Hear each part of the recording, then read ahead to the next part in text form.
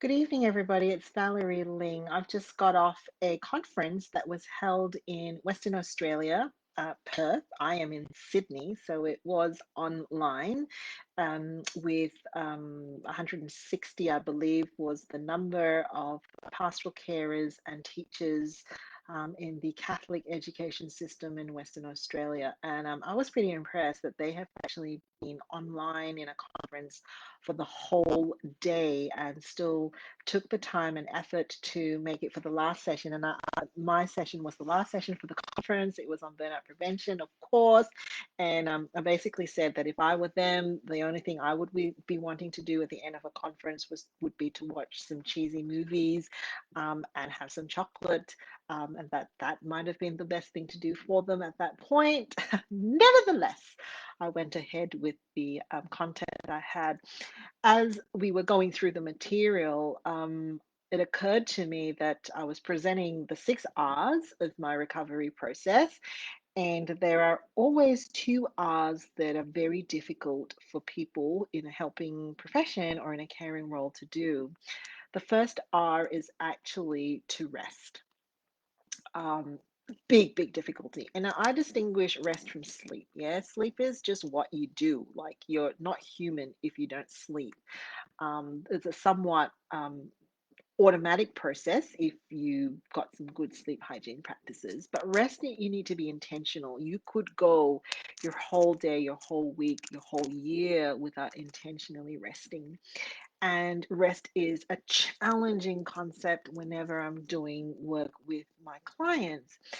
And it's almost like the only rest you're allowed to have is when you sleep, right? That's the only type of rest that we have. It's a myth, right? Rest is so important if we are actually going to recover and go the next mile. If you, I don't know what it's like in other countries, but in Australia, there seems to be a fad, like you got to run before you're 40 type of thing. And any of these running programs, you build up your tolerance, but there's always a couple of days of rest, right? So your muscles need it, your mind needs it as well. And the thing about resting is that you need some moments to just pause and just integrate and just breathe and just be human and connect with what's going on with you, right? Sometimes people get so busy that they skip their meals. um, Gross factor here, you may be holding yourself up from going to the toilet. And these things are not like optional, right? These things are like necessary to just be human and existing. What more if we're actually having rest periods for recovery and pleasure and joy, right? So rest is the difficult thing, and one of the biggest challenges that I can give to people in the domain of rest, other than, have you actually looked at your year ahead? This is why my posts have been saying this: look at your year ahead, right? A pandemic happened, but that your human needs did not stop. When are you going to take your leave? Plan it in advance. Um, so one of the hardest things is for people to actually be intentional about in their day and in their week, in their month, in their regular routines, to actually take rest that is necessary to go the distance. The other R that is difficult is in the reconnect R. Well, actually, it's in the resource R, I would have to say, and that's the one of help seeking. So my resource acronym is SAD. It's a little sad. I can't think of a different one, but it's simplify, automate, delegate. It's the D, it's the delegate. It's really hard for those of us who care for other people to let other people care for us and to ask for help. Why is that?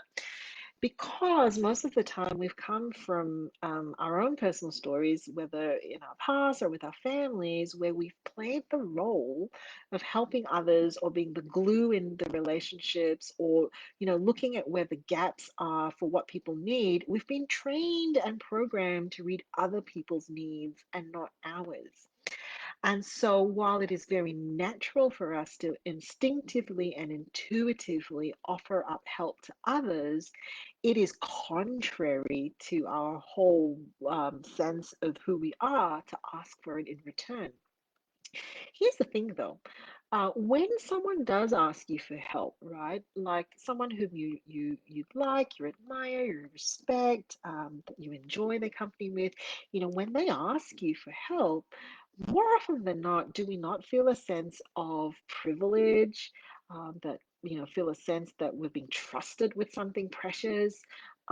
Do we not feel that? And is it not possible that that is what another person would feel and think if we were to do the same?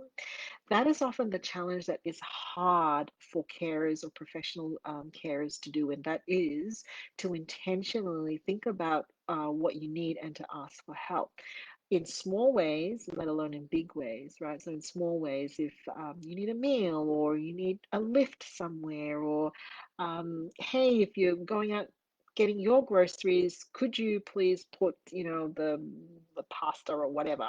Um, True story. I am dressed, you can't see this if you're listening to me on the podcast, but I am dressed in conference wear at the top, but my bottom is all active wear. That's my simplify hack. I find that if I dress somehow in some form of active wear, I will exercise. But I'm about to go out for a walk with a very good friend of mine, and this person blew my mind, and I don't think I've told her this. A couple of months ago, I was trying to juggle, life, work, cooking, and I remember saying to her, "Oh my goodness, like, is there a grocery store on the way for my walk because there's nothing in the fridge for dinner? I'm probably gonna have to take out or whatever." And this beautiful woman just said to me, "When we finish our walk, come home and I will give you 2 packets of ravioli." I'm like, say what? Yes. And not only did she give me 2 packets of ravioli, she gave me the sauce to go with it from her pantry. From her pantry. Mind blown. This is possible? Did not know that you could do this. You could shop in someone else's pantry. So, help seeking behavior or delegating or asking for assistance is the other thing that we very often struggle with. What's it like for you? I'd love to hear what it's like for you. Times for me to have dinner and then go for my walk.